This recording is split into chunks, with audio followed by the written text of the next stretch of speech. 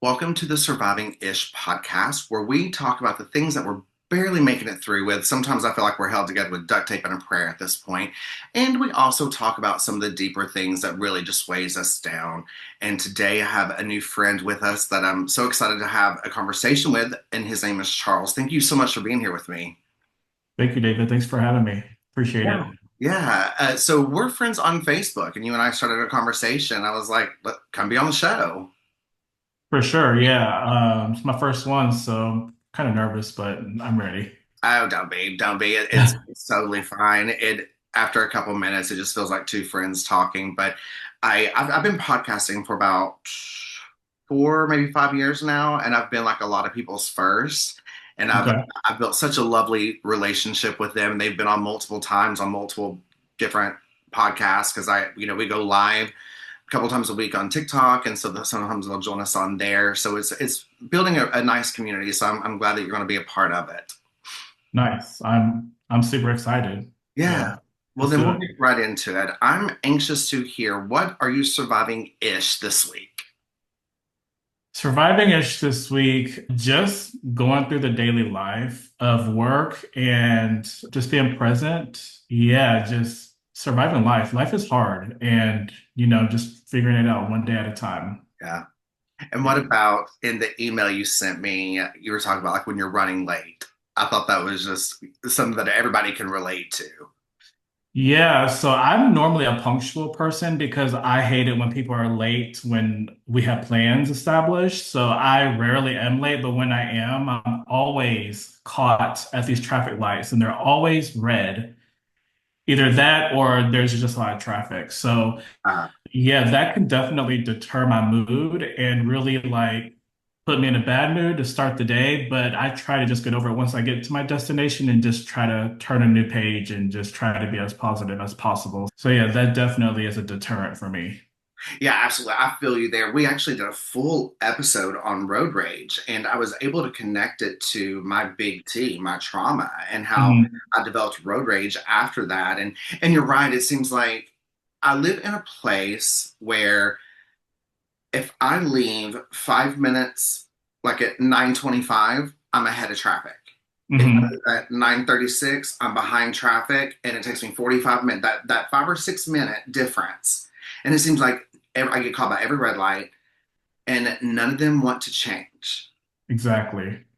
It's frustrating I for know. sure.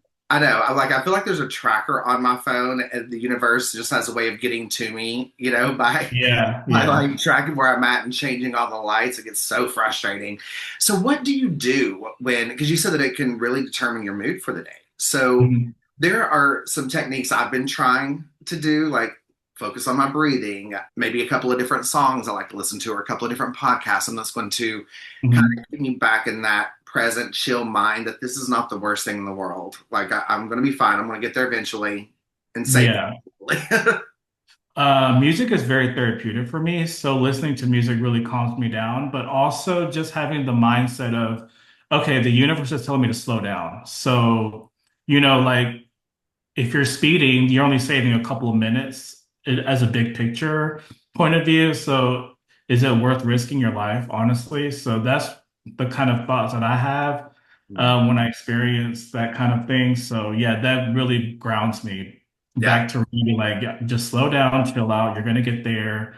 It's better to be safe than sorry. So I admire that thought process. I'm not there. I'm a Mhm. speeder. I'm a road rager. I need you out of my way. I need you to understand that the right lane is for passing. And I heard this comedian one time. It was so funny. He was like, if I'm in the right lane, it's because I have ticket money. I can afford the ticket. I will take my chance on it, and I'm going to Mhm. speed. So I need you to get out of my way. If you don't have money to pay for a ticket, get over in the other two lanes. Mhm. And I just thought Yeah. that was so funny. So I always say that I have ticket money, even though I don't need to have that mindset, because even if I did have ticket money, I don't want to spend it on a damn ticket. But Right.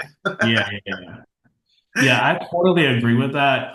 I just, I've become more patient as I've gotten older because back when I was in my 20s, I definitely had road rage. I was a super speeder. I had multiple super speeder tickets here in Georgia, so that really kind of like, teaches you a lesson. But yeah, now that I'm in my 30s, I really slow down. I'm very patient. I give everybody the benefit of the doubt.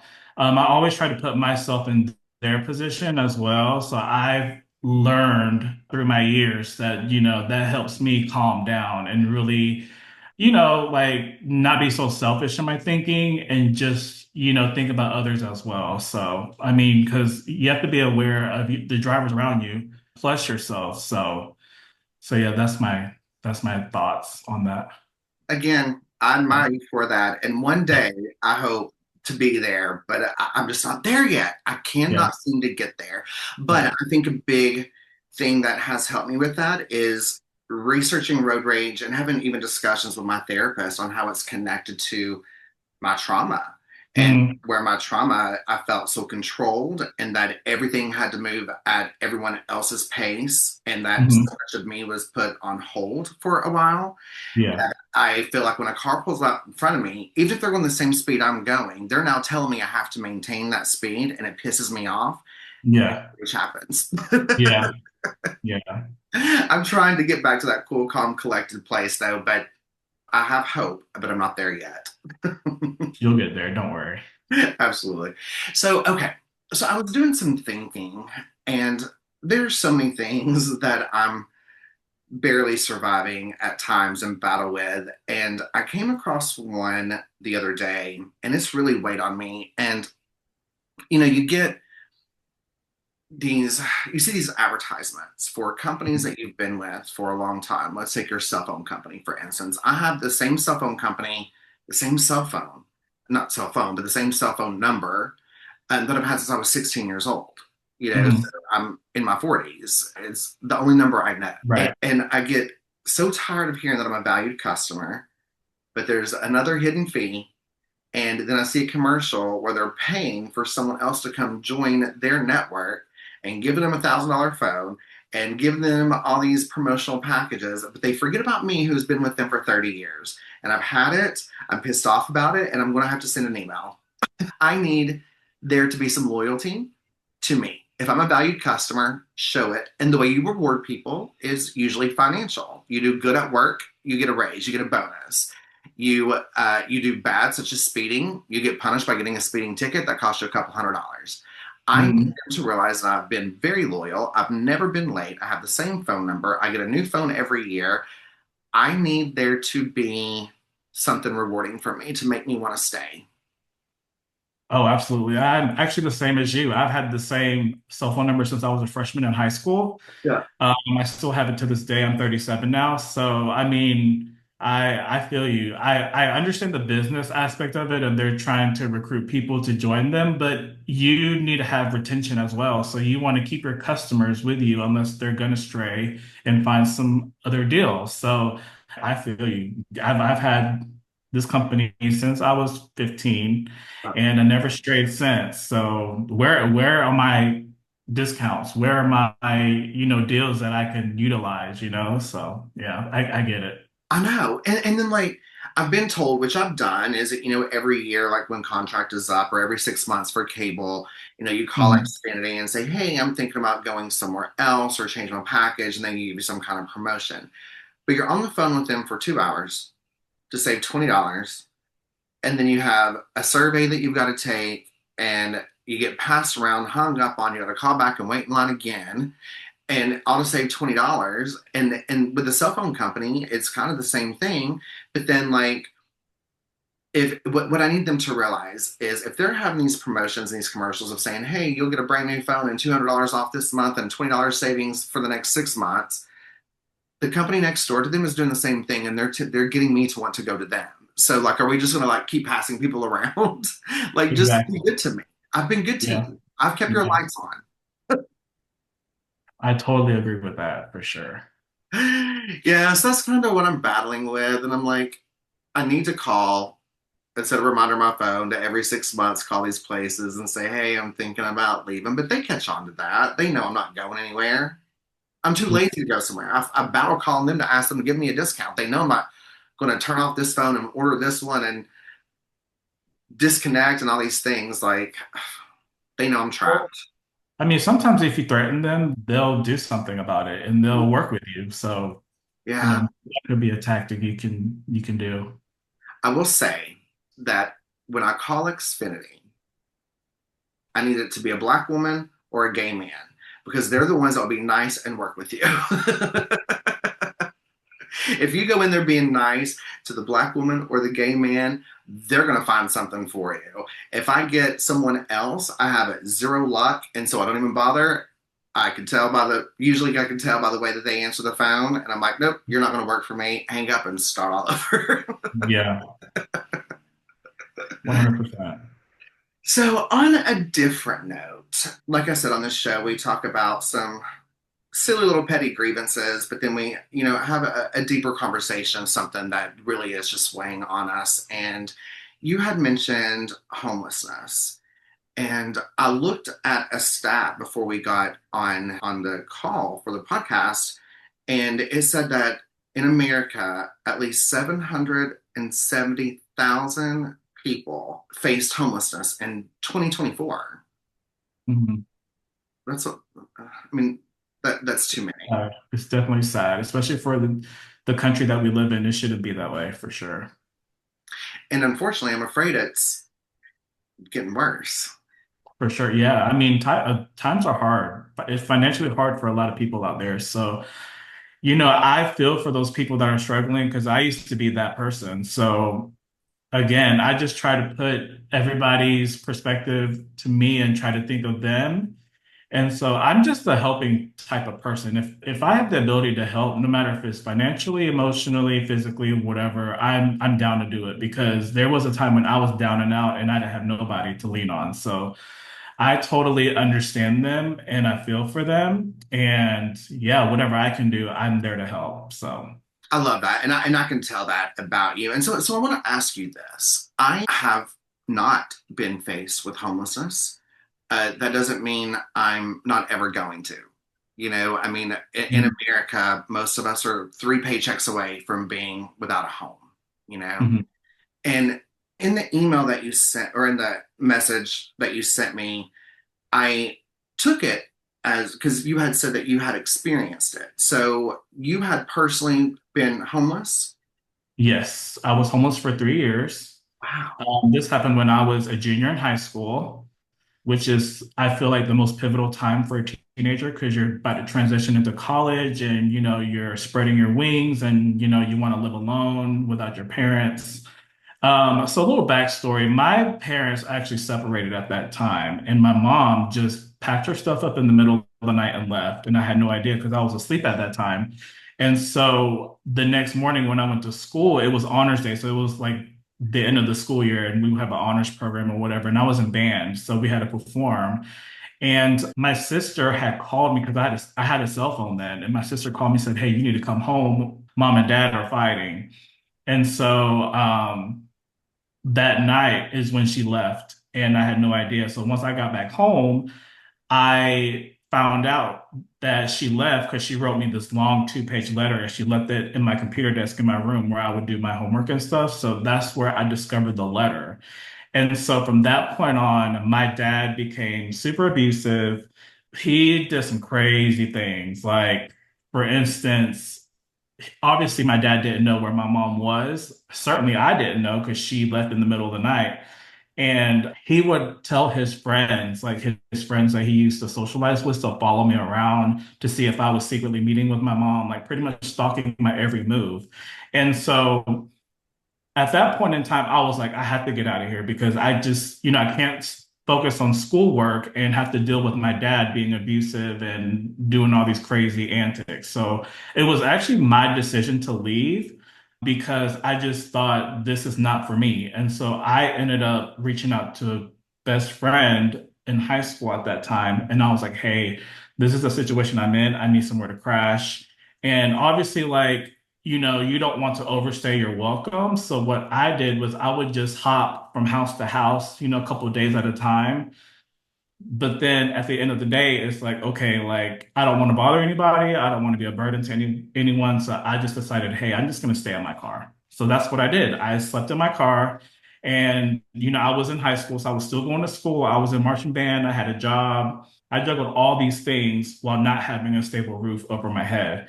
And I didn't have no one to help me financially or anything like that. So I think about it all the time because I have friends now that are facing financial hardships, and I just try to be that space where, you can do it. I've done it.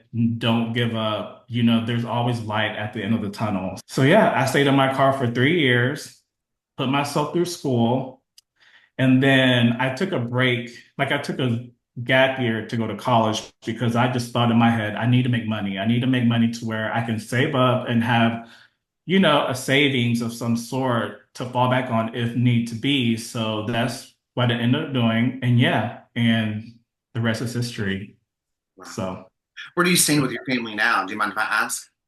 so I have my own place. I have my own house now, but all my family on my mom's side lives in the city of Atlanta. So we're all pretty close locally. So yeah, we all live in the same area. We Nice. all just have different houses. Yeah. Yeah. Is your mom back in your life? She is. We reunited 5 years after she first disappeared, which was crazy. Like that whole situation, how I discovered her was crazy. But yeah, she's in my life now, but it's like I'm almost 40 now, and you weren't in my life when I needed you the most during my high school years. So I still have some kind of resentment there because, like it's gonna scar it, like it scars me for life because for senior year, I was the only student that didn't have my parents represent me on senior night. Like I was parentless. And so like those moments like you never can take back. And they were never at my recitals, never at my football game performances, none of that. So I just it's crazy now because my mom tries to treat me like a little kid, but I'm almost 40 now. So I'm pretty self-sufficient now. I can take care of myself and like I'm sure she regrets it for sure, but that's time lost where you can't regain that time. I like your thought process on that because I think it's one of those things where so many things can be true at the same time, right? Like you can be Mhm. resentful, you can have hurt feelings, but you can also work on trying to forgive and move forward and build a relationship now. And but that doesn't minimize what you lost during such Mhm. a detrimental time. So I agree with you 100% on that. I probably should have asked you this before we started the conversation, just because I always want to make sure that I'm being respectful. Do you prefer for people to say houseless or homeless, or does it matter to you? Do you find a difference on a respect level with that? For me personally, it doesn't matter. I mean, you don't have a home. That's just what it is. I mean, they both have negative connotations to it. So yeah, it doesn't matter which term you use, honestly. So I kind of had that same thought, but there are some people that are say very gun ho with things, but and so Mhm. I always want to, at least when I'm talking to a person that's sharing that experience, I want to make sure that I'm using the correct terminology, that is respectful to them and their story, because I know it's such a vulnerable place. Yeah. I remember this time, Charles, when I was going through my trauma and recovery, and I remember the first time that I laughed and I heard myself laugh, and how much I missed it, and how I then set a goal that every day I'm going to find a way to laugh about something.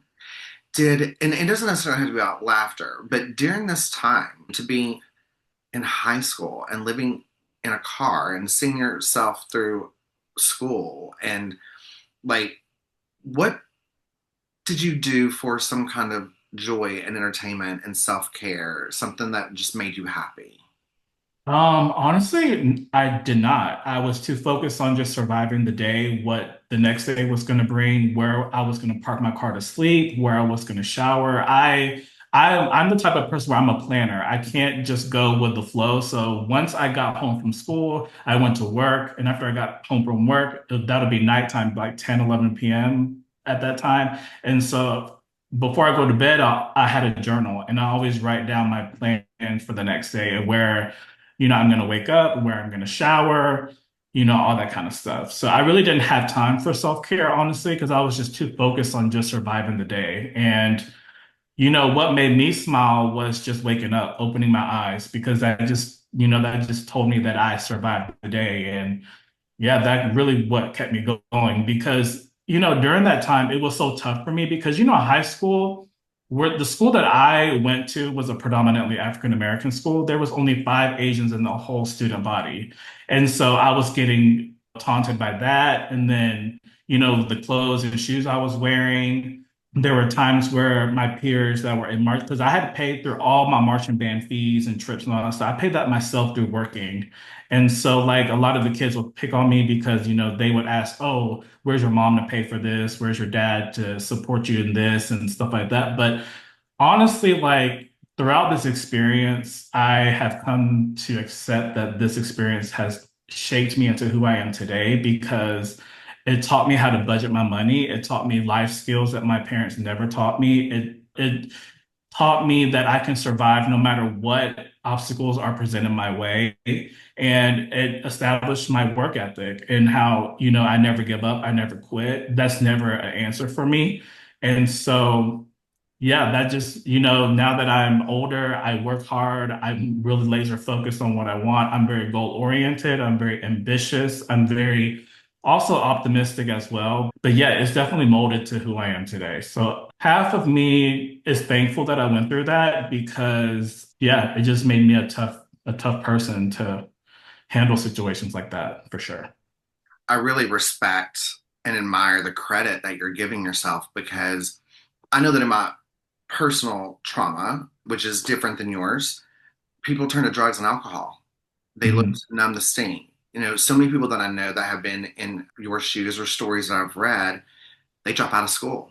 They, Mhm. maybe turn into sex work and anything that they can to have a roof over their head for the night or a meal or a hot shower and and a lot of times that turns to drugs and alcohol and which also leads to an extended amount of time with homelessness and a more indefinite maybe time of homelessness, maybe jail time.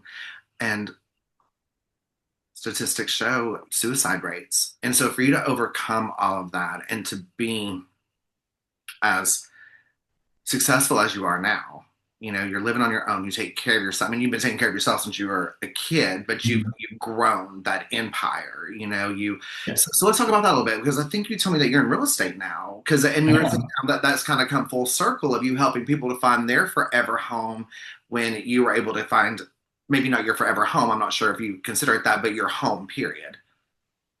Absolutely. I think it's definitely a full circle moment for me not having a home to now me helping people get a home. I think like having Asian parents, they always try to drill in your head, oh, you have to be a doctor, engineer, lawyer, those type of jobs. And once I told my mom that I was going to be a real estate agent, she was like, oh, no, you need to consider something else. You need to go back to school, whatever. And I was like, no, I think this is my calling because I feel like how this opportunity even arose really was just the universe telling me this is it because I was actually pursuing ultrasound at the time before I went into real estate, and then COVID hit, so everything shut down. And one of my friends was like, "Hey, since you can't go nowhere, why don't you just take an online real estate course and see how you like it?" And so it took me 2 weeks to take that course. Then I gave myself 3 weeks to prepare for the state test, and then by that time, one of my study mates, I was in my study group for class, she was like, hey, you need to go talk to Andrea. She's the team lead for Keller Williams. And so that connection literally fell in my lap. And I chose the office that she's at, and that's where I am now. So that's, yeah. So I just feel like this real estate thing is for me because I just love helping people and I love looking at houses. So I think it's perfect. I would be horrible at Mhm. going into homes because there's always going to be something that I like about that home that I want to bring into mine. Like I love the older homes, like my house. I love my house. It's been completely updated, but it's 100 years old. So it has that. It still has like that crown molding and like the big fireplace and these like old home characteristics, but it's updated and new. Mhm. And but anytime that I went to like a friend's new house, I'm like, oh, damn it. I wish my cabinets were that color. Like I'm loving the new, I say new, but it might just be new to me. But I love that people are doing like hunter green on their cabinets now. I love that. Now I'm like, I just had my cabinets done and now I want to redo them again. Like, how do you Yeah. keep yourself from bringing it into your home and saying, okay, well, now I'm changing this because I freaking loved it this house? I don't know that I would have the discipline to do that As far as my own personal home or my client's home. for yourself. Like when you go and when you take someone through their a home that they're touring, how do you not see something and be like, damn it, now I've got to go put this in my house?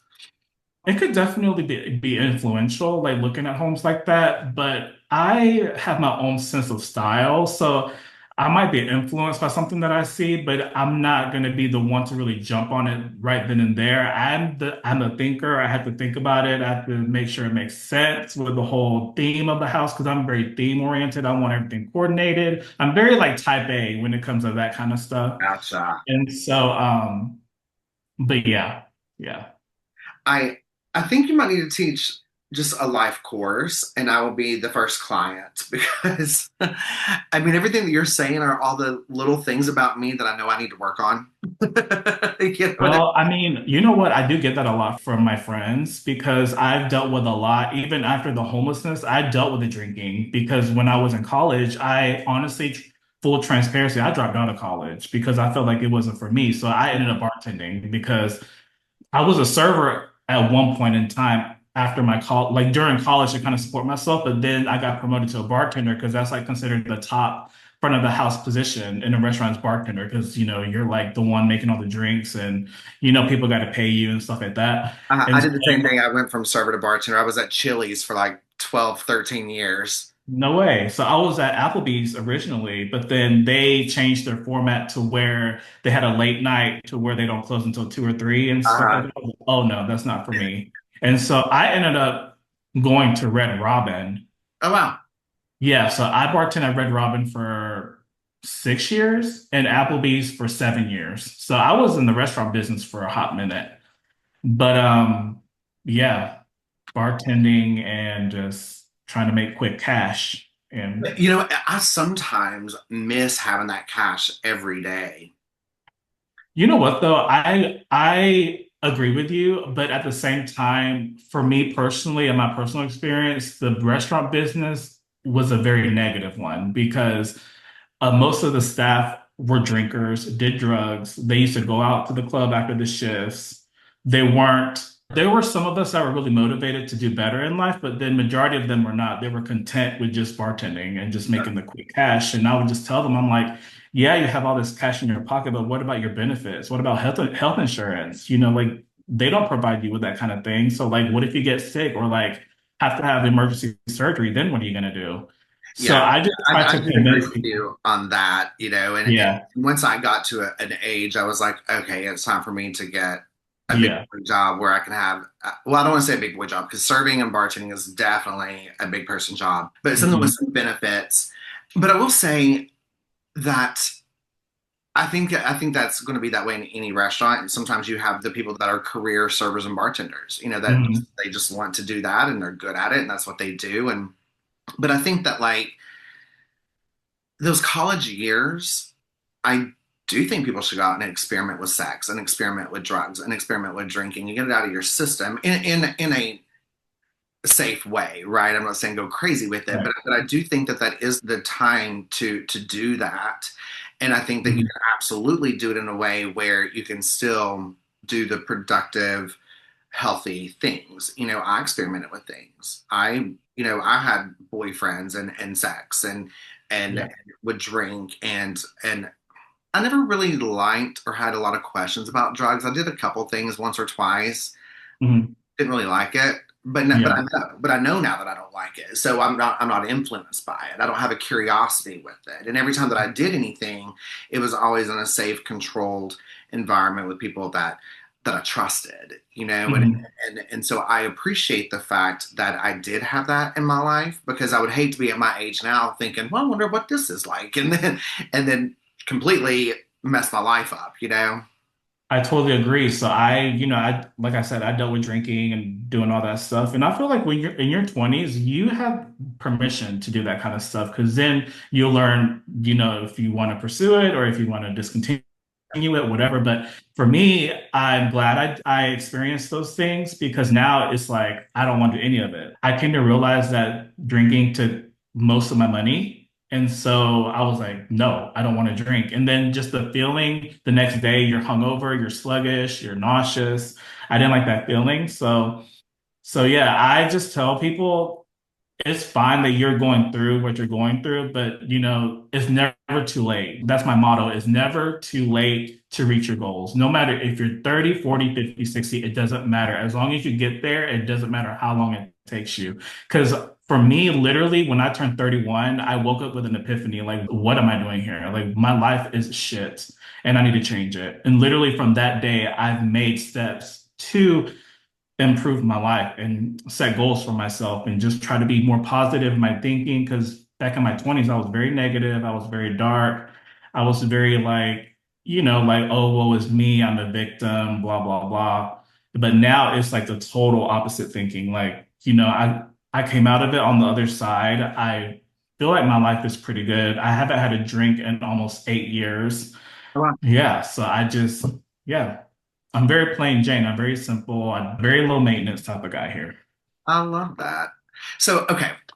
So, to kind of shift out of like the darker, heavier topics, which I'm so glad that we touched on. I think this is such an important, topic, and somehow we're all affected with it one way or another, especially when it comes to like the homelessness, whether it's you yourself or, if a friend calls you and says, I need a couch or I'm hungry, my phone's being turned off, my utilities are being cut off, I'm about to be evicted.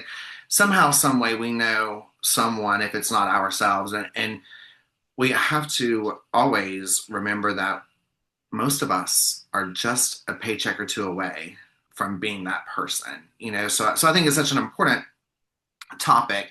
So I want to ask you, and I will let you pick. Okay. So now that I've learned that you were a server bartender, but Mhm. also a real estate agent, and maybe you have a story for each, but do you have like that fun, just like WTF story that still sticks out to you from when you were serving and bartending about some kind of asshole client or guest at the restaurant? Yeah, one sticks out for me for sure. So I used to live in Augusta, Georgia, which is very red, if you know what I mean. And so they didn't have a lot of Asian people in their demographic. And so here I am as the lead bartender for Red Robin. And this gentleman comes in, super nice, stayed to himself. But once he got his food, I guess he was not satisfied with the quality of the food. So he threw his food back in my face. And so I didn't know what to do at that moment because that was my first time ever experiencing that type of thing. But I took it upon myself to tell him to get out without even letting a manager intervene because I honestly felt like the supervisor because even the management team relied on me because the management team was new. They had just been hired to the company. And so I had been there for a while. So the managers relied on me to do like, scheduling, customer complaints, comps, whatever.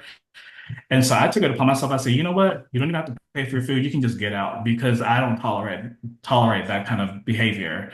And so that's one memory that sticks in my head the most. Yeah.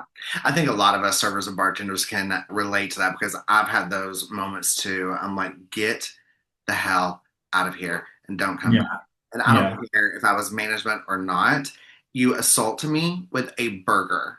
You yeah, assault me with seasoning on greasy French fries. If yep, that is where your life is, then you need to go back to your trailer park and really think about things before you leave.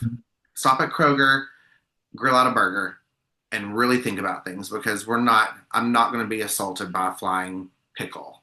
It's right. And the thing about it is, this might be a controversial statement, but these people that complain and are very unruly, they don't understand that we are the one that's dealing with the food that you're about to ingest. uh, So why even behave in that manner, knowing that, God forbid some server might do something to your food, but just the thought of, hey, this server is actually handling my food. right. Like you wouldn't act in that kind of manner. Like for me, I would not. Like I always, when I go dine out, I always treat them with the utmost respect because I understand what they go through on a daily basis. I know how physical it is. And so, yeah, if there's an unruly customer that they're dealing with, then I will stand up and intervene on their behalf because Uh-huh. there's just no space for that for real. That's unacceptable behavior. I absolutely agree 100%. There's four people that I always say, or four groups of people that I always say I will not mess with: my server, my bartender, my hairdresser, and my accountant. I don't Right. have a haircut, and I'm going to tip you well. Yeah. I want to go to prison for tax fraud. I want to make sure that I don't piss you off, that I pay you properly, and we're good. I want my Mhm. drinks at my bar at the bar that I go to be good because I'm paying a lot of money for them, and I want my food to be good. And then, Right. I'm sure you get this too, but within a minute, minute and a half of being at a table and talking to a server, within no time they're like, "You were a server or a bartender, weren't you?" Like we can always Mhm. tell, but Yeah. Yeah. please, thank you, the eye contact. Like I hated it when I would go to someone and say, "Hey, how are you today?" And they would say, "Sweet tea." That's not what I asked you. Yeah. Exactly. That's not what I Exactly. asked you. Yeah. Or like they're raising their glass for a refill. Like, sir, put your glass down. You're gonna wait even longer now because you did that. Sit down. Yeah. You don't need to be drinking that much soda. You don't need that much. Exactly. Exactly. You're letting your kids drink that much. Like Mhm. they're gonna pee the bed, and then getting hopped up on sugar already, and they're gonna start throwing my sugar caddies around and my salt and pepper shakers around, Yeah. Make a mess. and I can't do it. I tip extremely well, and Mhm. and I feel like it always plays in your favor too. Like when I first went to this area, I live in Knoxville, Tennessee, so we're not far from each other. Okay. Yeah. But I moved from one part of Knoxville to another part, like on the Mhm. opposite end of where I'm originally from. And so, like, I was trying to get used to the restaurants around here.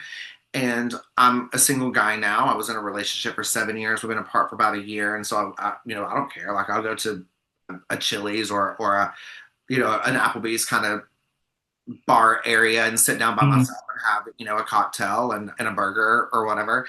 And I always make sure that I'm patient and I'm kind and I tip really well. And then I come in the next day and they remember me. And then Yeah. it's like now I get free chips and salsa. I get an extra little plate. Exactly. You know, Exactly. they see me and they run to me to make sure that I'm taken care of because they don't want to take care of them. Exactly. Yeah. That's very true. I think that I think being a server should be a requirement before graduating high school. Oh, absolutely. It'll teach these kids a lot. But I do have to say now, I feel like the service in general, the quality has gone down since when I was in food and beverage because during my day, people actually like to work and people actually like to make the money. But now, like when I go out to eat, the service is subpar. And there are those few that are like older that are like dedicated to their job. And I actually appreciate them and actually request them if possible because I know that they're going to take care of me. These college kids, no. The Um, entitlement and isn't it crazy, man, that we are at the age where we're talking about like the younger generation? Like, well, back in my day, like we're at that age yeah. now. But I totally get it. I'm like, I wonder how much COVID played into it and how much like uh, our generation. Well, I'm a bit older than you, but I would still think, at least for you Mhm. personally, what you shared, like we don't have helicopter parents. We No. we did things. I mean, I was lucky to have both of my parents, but they had me go out and do my own shit. Mom didn't call school for me. There was a podcast I was listening to, and there is a report done of where parents call the employers for the kid if they're calling out, like 18, 19 years old, if they're calling out of work, if they have questions about their uniform, the parents Mhm. call. So what's the Dad would purpose of doing never. that? Pardon? Yeah. The kid is never going to learn. Be self-sufficient. Yeah, get off the titty. Yeah. Go be, go learn. They need to fail. I learned so much by failing. Absolutely, absolutely. I totally agree with that. I think ever since COVID happened, people got content with just not working because I'm dealing with that with my nephew and my niece. Like My nephew is 12 now, so he's like in middle school. So I'm like already like asking him like, have you thought about what you want to do in life? Once you get older, blah blah blah. And his response is, "Oh, I want to be a gamer that's on Twitch." And I'm like, absolutely not. Like, you need to get up. Your mom's going to sign you up for soccer or some kind of extracurricular activity, and you're going to do something because all he does is play games. And I've even had talks with my sister. I said, hey, you're setting Noah up to fail. Like he doesn't even know how to wash dishes. He doesn't know the concept of laundry. Like he doesn't know any of that stuff, which, in the Asian culture, that's very normal because the parents just want to make sure the kids make straight A's in school. Education is number one, no matter what. So I get that. But at the same time, Noah is growing up. He's about to hit puberty. And so he's going to be experiencing life and he's going to be discovering things that he's never known before. And so, me as the uncle, I'm trying to expose him to, hey, you need to work. Nothing is handed to you because your parents are not going to be here one day. Then what? You're not going to be able to fold your own clothes? Come on, these kids, it's just, I don't know, it's very disappointing. I'm not, like, in our generation, I feel like even to this day, like all my friends, they still work hard. Like their work ethic has not changed. It's probably gotten even harder now, because we're older, we have families, we have households to feed and stuff like that. So I feel like our generation is tip top shape. Like we're the fittest of the fittest. But these college kids is enough for me. Like they need to get it together for sure. Like they don't even want to go to school. Like Noah hates going to school. It's just no.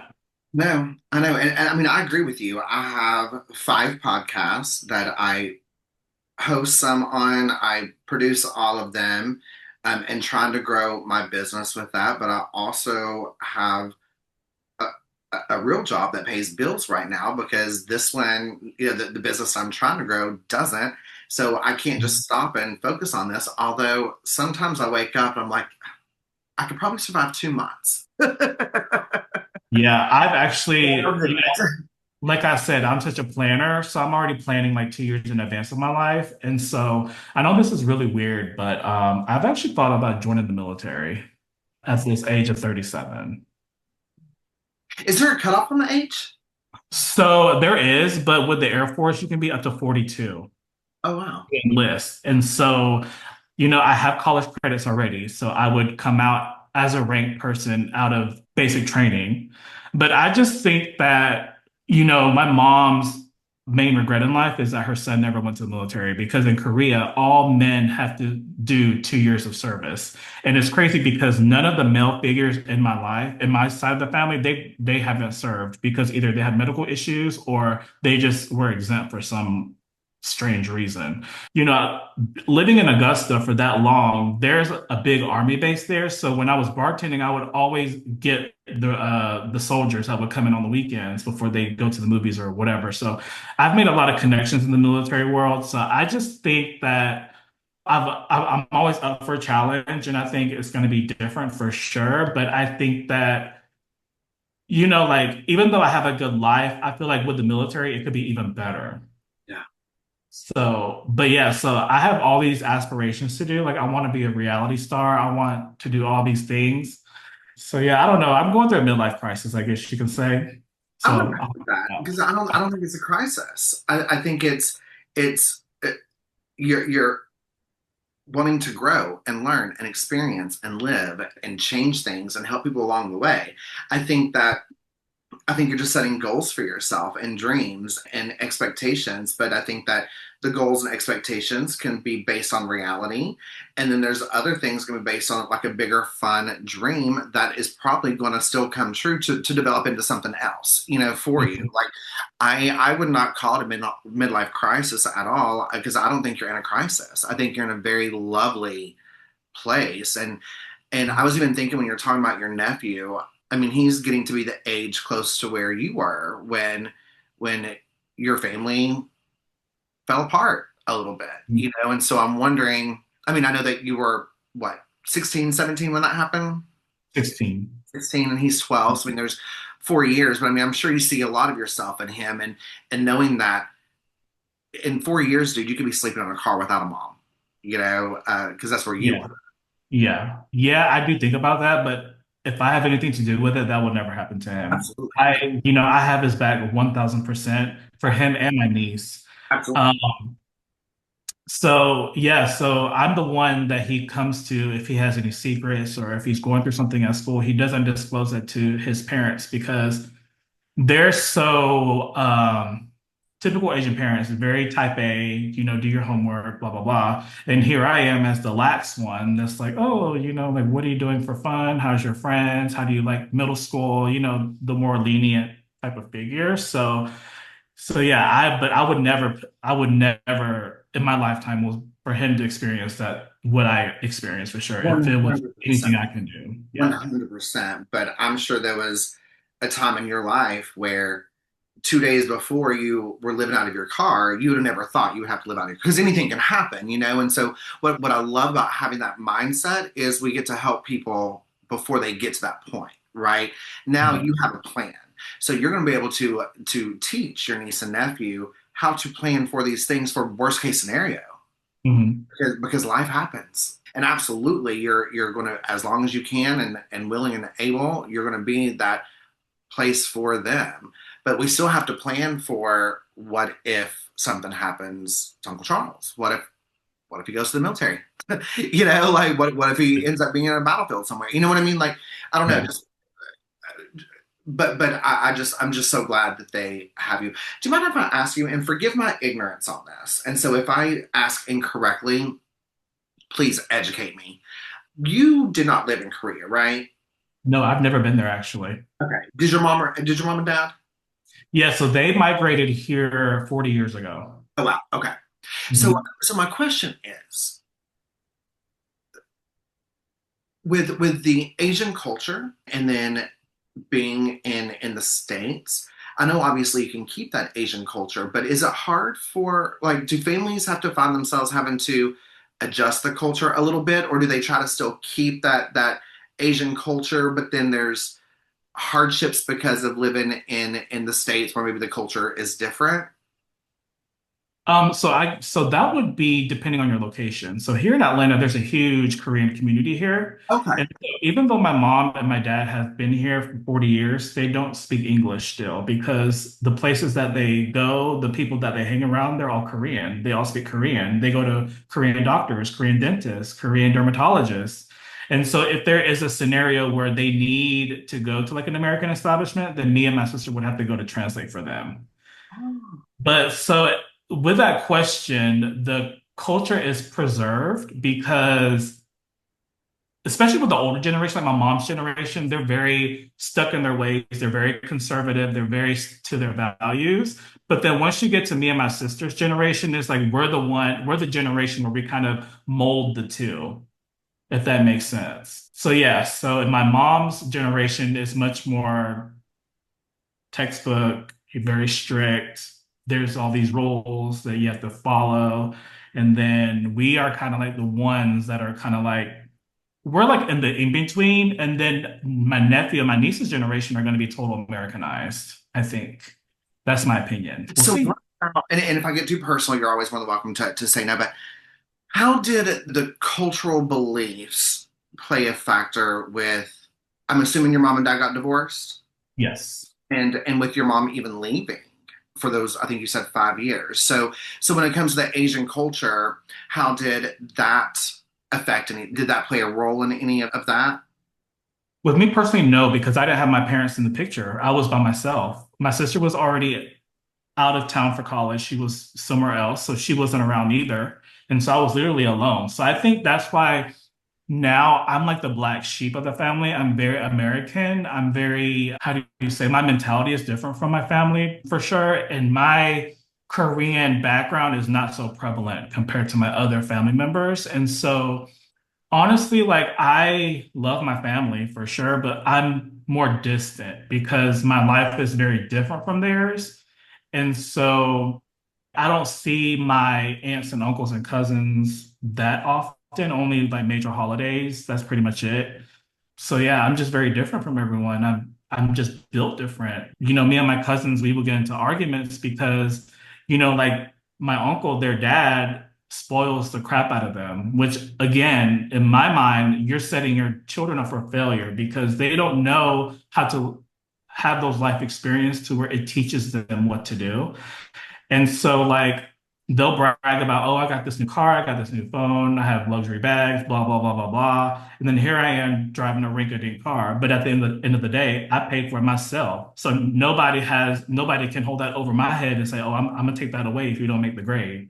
So it's like different mentality in that aspect of things. And so I'm very hardworking. And when I see people that bitch and complain about how they don't have something, but they don't work, that totally makes me irate because everything I have, I work for myself and I busted my ass to get it. And so, yeah, so that's why I just kind of stay back and just live my life the way I want to and not have anybody tell me what to do. We So, can have a whole other podcast episode on that. But yeah, I've always been interested in the Asian culture. I've worked with some lovely, amazing Asian people. And there's a little restaurant that I go to, and I always get the same little lady. She owns it, and they're amazing.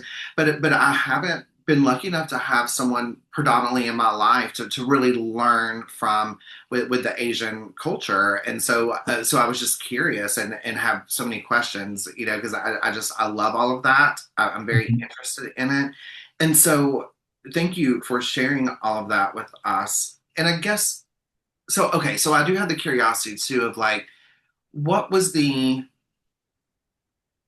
Asian community's reaction to your parents divorcing? Is divorce frowned upon in the Asian community?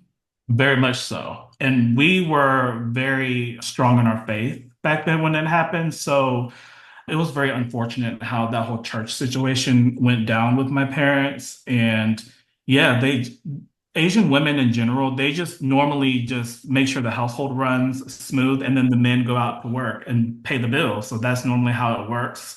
So usually women, if they get cheated on or like if they get beat up, they just take it and just keep it moving because they don't want to start over. They just want to make sure they have a stable home.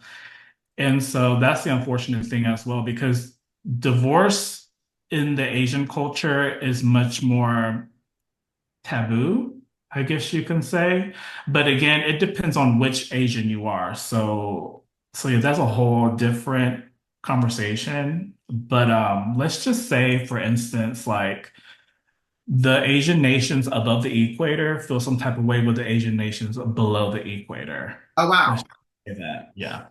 interesting. We may Yeah. have to have a conversation about that one day. That is so interesting. Yeah. Not so with our generation, but like my mom's generation, for sure. Yeah. For sure. Okay, one last question, and then I'm going to get to a fun little thing to bring the show to an end. So, is so your parents do not speak English. So, No. is English your first language? No, Korean was my first language. Okay. You're Mhm. so did you start learning English when you got into school? Like what was your transition into the English language? Yeah, so I learned English when I started going to school. And then once I got into high school, my Korean language kind of faded because obviously I didn't have a lot of Korean friends. I wasn't really utilizing it.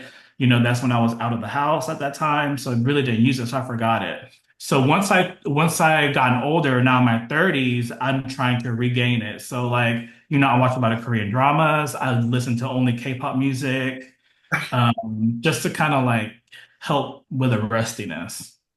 Well, and I tell you what, that's what I love about music, though, is because even if you don't, one of my great friends is non-English speaking. He's Hispanic, and he's here on asylum. And sometimes I can listen to him listening to his music, and I'll you can just feel what they're saying without knowing what they're saying. And Mhm. so, a friend of mine's daughter always sends me the little, is it the K-pop band that's like the boy band? Is that the right BTS. one? There's a lot of them, but the main one is the BTS. They're like the most famous one. Them, yes, yes, yes. She always sends me links to them, and sometimes I listen to them when I'm getting ready, and I truly have no idea what they're saying, but you could just feel it in the music, and I love Yeah. it. I love it. I think it's so fun, and they're just adorable. Yeah. Agreed. How fun. Well, I've really enjoyed this conversation, and I love that I was the icebreaker to your podcast experience. And so, of course, we'll be in touch with that. I like to end the show on one of my favorite segments. It's called the Ish Bowl, where I throw out a rapid fire question and you answer it. And it's always fun and lighthearted, but there's no wrong answer.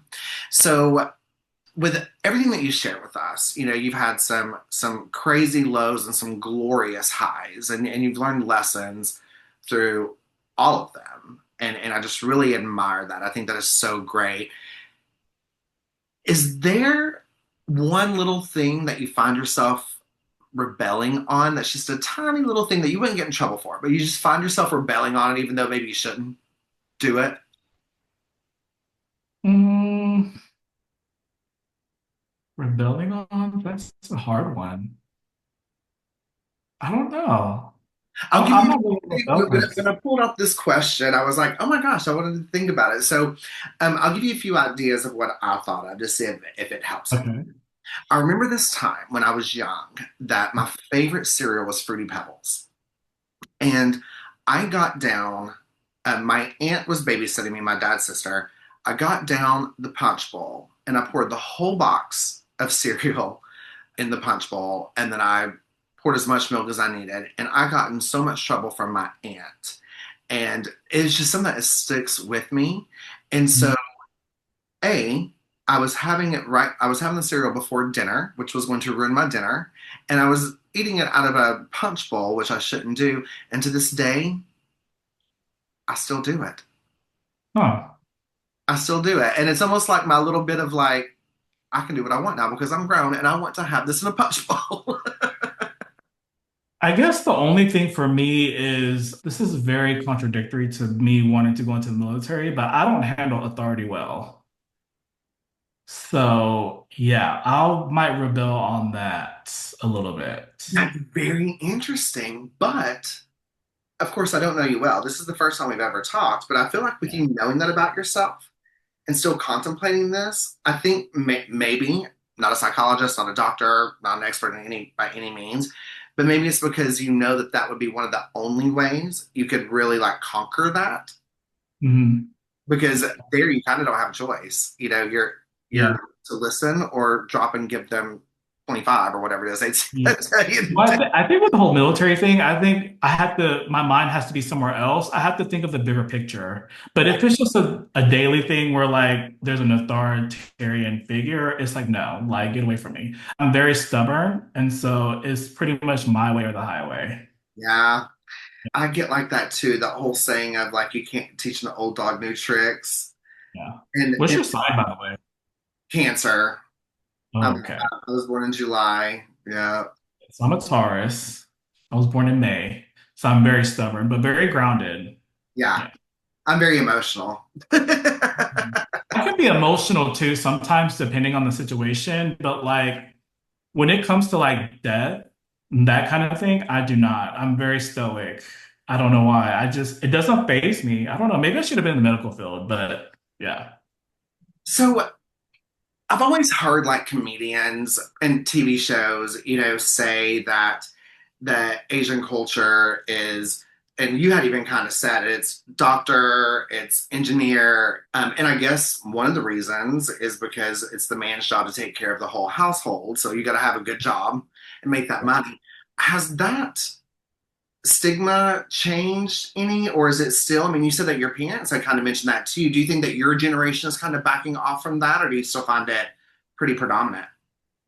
I think it's 50-50. I think my generation, we're kind of like discovering that those three avenues of careers are not the only ones you could have and be successful. Like, yeah, you could be a YouTuber, you can be a gamer, whatever, if you're good at it. I feel like for me personally, if you put the work in, it'll pay off in Yeah. the end. So whatever you want to be, because I feel like for me, in my experience with my mom always, telling me, oh, you gotta be this, and this, that just makes me not want to be that even more. And so, putting pressure on your kids, I feel like is a negative thing because they need to love what they do. And because if they love what they do, they're going to be more serious about it and they're going to be passionate about it and passionate to pursue that dream that they have. And I feel like with that recipe is you're going to be successful no matter what it is.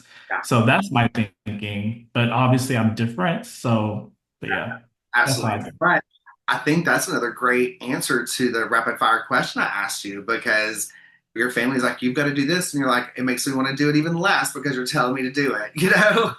So there's a little bit of Exactly. resilience to that. Yep. And I was even thinking too, as I was mentioning that about the cereal, like sometimes it's just those little bitty rebellion things that maybe wouldn't get you in trouble, maybe just a little talking to if you did. Like, not picking the right apple at the self checkout line, right? On how to weigh it, putting the empty milk carton back in the refrigerator, just silly little things like. But it's just that one extra step, that one extra bit of effort, and you're like, screw it, I'm not doing it. And if someone Yeah. fusses about it, it'll be all right. Yeah, for sure. Well, let me ask you. I felt after a few minutes of talking that you completely loosened up and enjoyed the conversation. Like, how are you feeling about having your very first podcast? Definitely more loose.